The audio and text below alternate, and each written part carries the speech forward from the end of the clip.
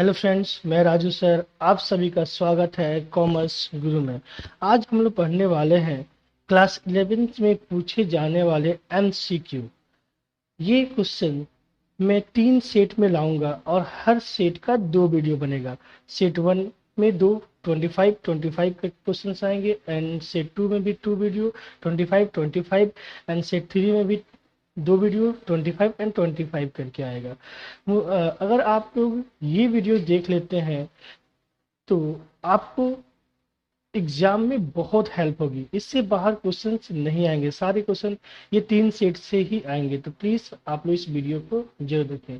चलिए आज स्टार्ट करते हैं सेट 1 में पूछे जाने वाले 25 questions.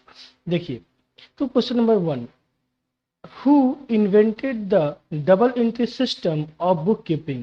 A. Luca Pacioli, B. William Pickles, C. J.R. Bartleby and D. Karl Marx। इसका आंसर है ए, लुका पेसियोली। इसका आंसर होगा ए, लुका पेसियोली।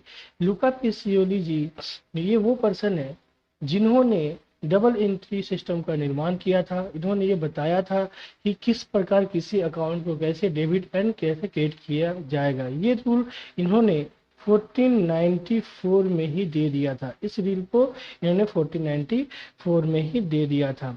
ठीक है। अब question number 2, which of the following is not a business transaction? A. Bought furniture to 10,000 for business. B. Paid for salary or of employees 10,000. Paid son's fee from her personal bank account 10,000. Paid son's fee from the business 2,000। देखिए, इसमें पूछा गया है कि इनमें से इसमें कौन सा वो आंसर है जो बिजनेस ट्रांजैक्शन नहीं है। तो देखिए, इसका आंसर होगा C, paid son's fee from her personal bank account 10,000। देखिए क्या हो रहा है कि जो बिजनेसमैन है वो अपने पर्सनल बैंक अकाउंट को यूज करके अपने बेटे का फी जमा कर रहा है। मतलब ये बिजनेस से कुछ भी लेन देन नहीं हुआ, इसलिए इसका आंसर होगा C. Question number 3, which is an intangible assets is the following? A. Goodwill, B. Trademark, C. Patents, D. All of these।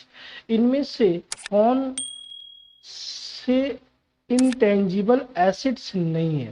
तो देखिए, आपका गुडविल, ट्रेडमार्क, पेटेंट्स, ये तीनों का तीनों ही इंटेंजिबल एसेट्स होते हैं। इंटेंजिबल एसेट्स वो एसेट्स है जिसे हम लोग देख नहीं सकते लेकिन वैल्यूएशन किया जा सकता है। तो इसका आंसर होगा डी। इसका आंसर होगा डी, ऑल ऑफ दीज।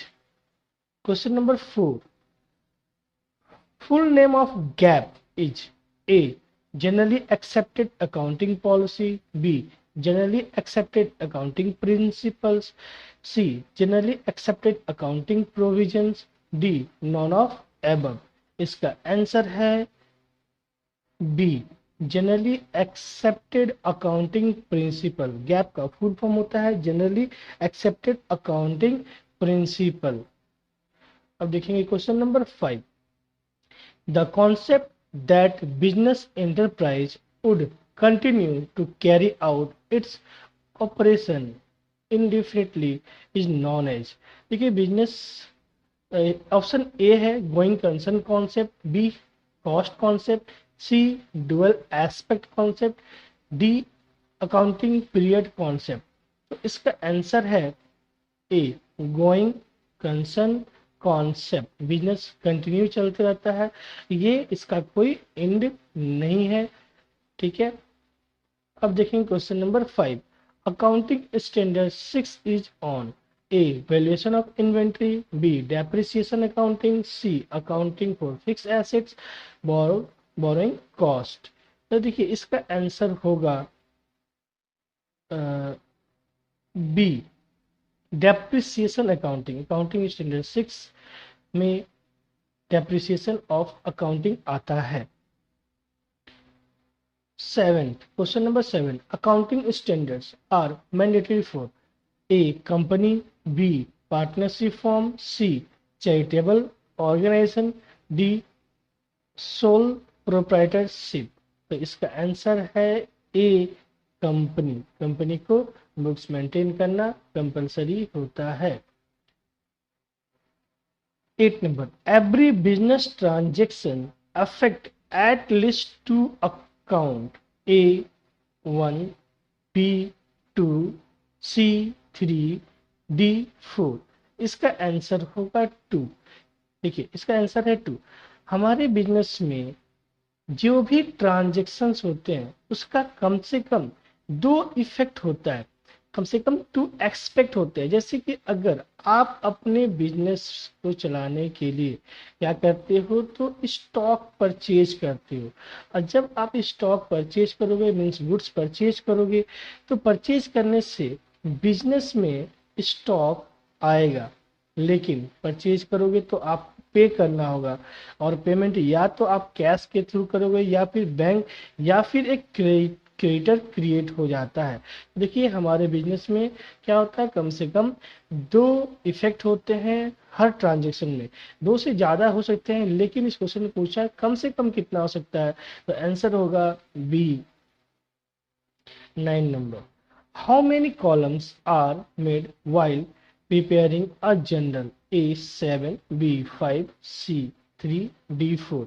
देखिए जनरल एंट्री में टोटल 5 कॉलम्स होते हैं, टोटल 5 कॉलम्स होते हैं।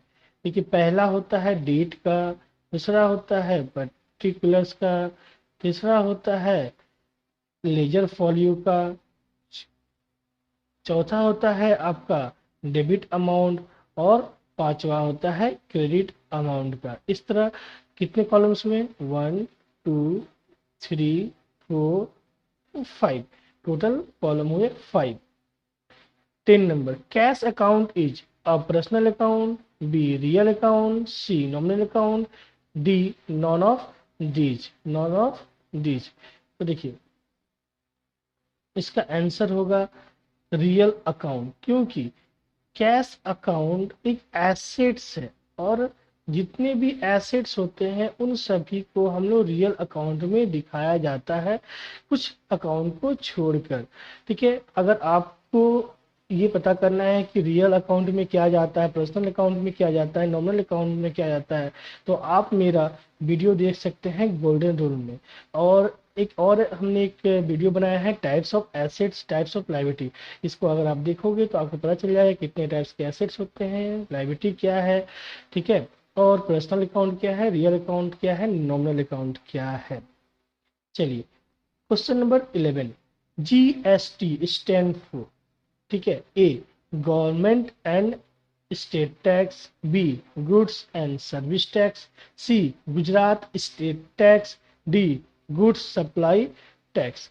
तो जीएसटी का फुल फॉर्म क्या है, तो जीएसटी का फुल फॉर्म होता है goods and service tax, means answer होगा B goods and service tax. 12, the left hand side of an account is known as A debit side, B credit side, C income side, D expenditure side। तो देखिए जो भी account हम लोग बनाते हैं, तो देखिए लगभग लगभग इस तरह अकाउंट बनता है, ठीक है। और जितने भी अकाउंट होते हैं अगर आप कॉपी लेके बैठोगे तो आपके हैंड के लेफ्ट हैंड साइड जो होता है वो डेबिट लिखा जाता है, और राइट हैंड साइड को क्रेडिट लिखा जाता है। इस हिसाब से इसका आंसर होगा ए डेबिट साइड।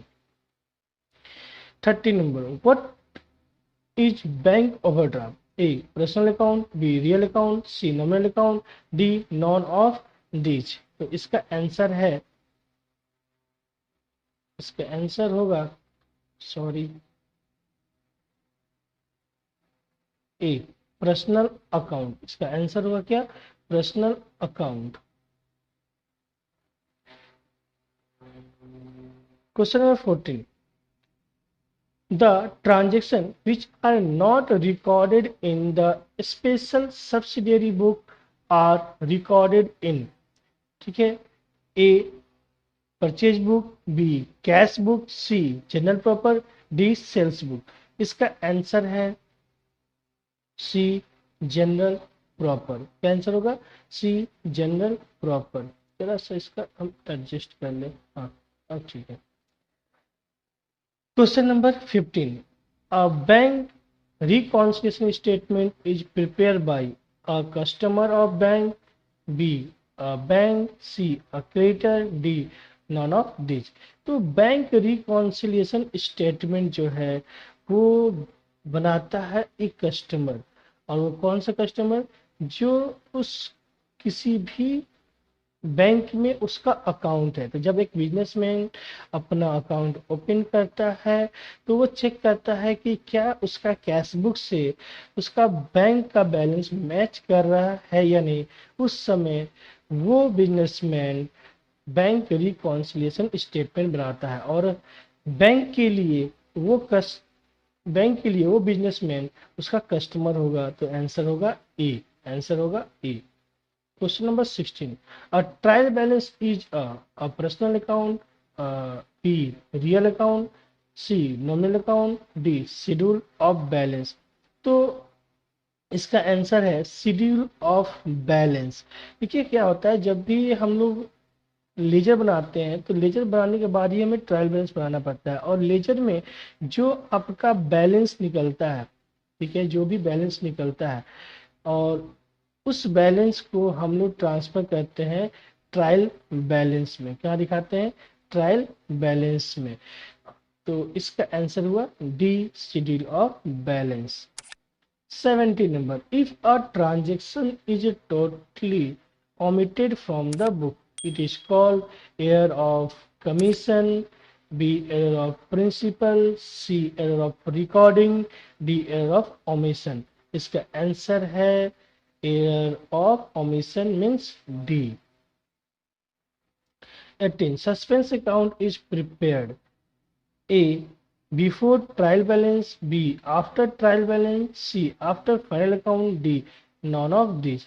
तो जब भी ट्रायल बैलेंस बनाते हैं और उस समय अगर मेरा बैलेंस टैली नहीं करता है, ठीक है, तो हमें सस्पेंस अकाउंट लिखना पड़ता है और बाद में उसका करेक्शन करते हैं। तो इसका आंसर होगा B after trial balance. Number 19, two methods of preparing a trial balance, A financial method and total method, B total method and normal method, C balance method and financial method, D balance method and total method। इसका answer होगा D balance method and total method। Question number 20, depreciation is a expenses, B provision, C income, D none of these।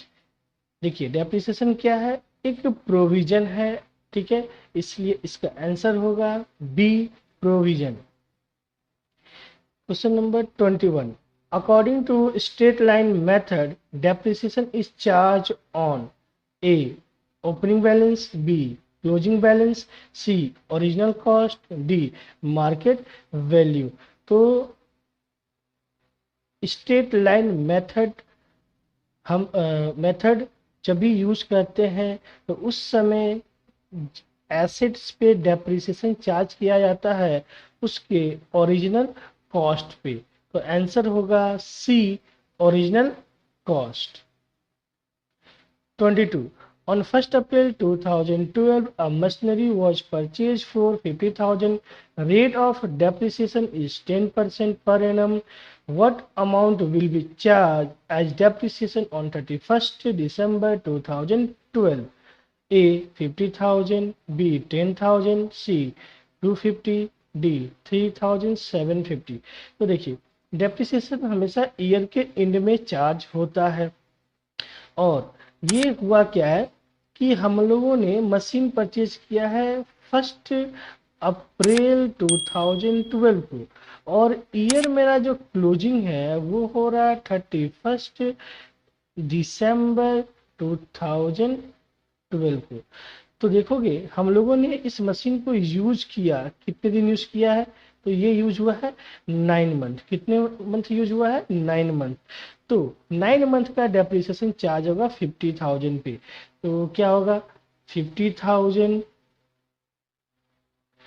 Into rate by 100 into क्या लोगे तो 9/12 और इसको solve करो। 0 0 0 ठीक है, 1 0 1 0, 3 3 जा 9, 3 3 जा 9, 3 4 जा 12 और 2 1 4 1 जा 4, 4 2 5 4, 1025 को इंटू करोगे 3 से, तो इसका आंसर होगा D3750। आंसर क्या आएगा 3750, 3750। Question number 22, specific reserve is created for A specific purpose, B general purpose, C secret purpose, D none of these. तो इसका आंसर है, नाम से पता चल रहा है क्या होगा, स्पेसिफिक पर्पस, किसी खास पर्पस के लिए हम लोग बनाते हैं। Answer A. General entry for purchasing a machine worth ₹50,000 for cash will be A. Purchase account debit to cash account, B. Cash account debit to machine account, C. Machine account debit to purchase account, D. Machine account debit to cash account। देखो क्या है, तो हम लोगों ने machine purchase किया है तो बिजनेस में मशीन आया है, तो इस हिसाब से क्या होगा, मशीन आएगा तो डेबिट हो रहा, और साफ साफ लिखा हुआ है कि इसकी पेमेंट कैसे हो रहा, कैश से, तो कैश को क्रेडिट किया जाएगा। तो आंसर होगा D, machine account debit 50,000 to cash account 50,000। Question number 25. Depreciation is charged on current assets, B fixed assets, C intangible assets, D current liability। ठीक है, तो डेप्रिसिएशन हमेशा चार्ज होता है किस पे, तो फिक्स एसेट्स पे। तो आंसर होगा बी फिक्स एसेट्स। तो हमें उम्मीद है कि आप लोगों को ये वीडियो समझ में आया होगा, और इसके बाद में 25 क्वेश्चन सेट 1 का लाऊंगा, जल्दी लाऊंगा। तो प्लीज़ मेरे चैनल को लाइक करें, सब्सक्राइब करें और शेयर करना ना भूलें। Thank you.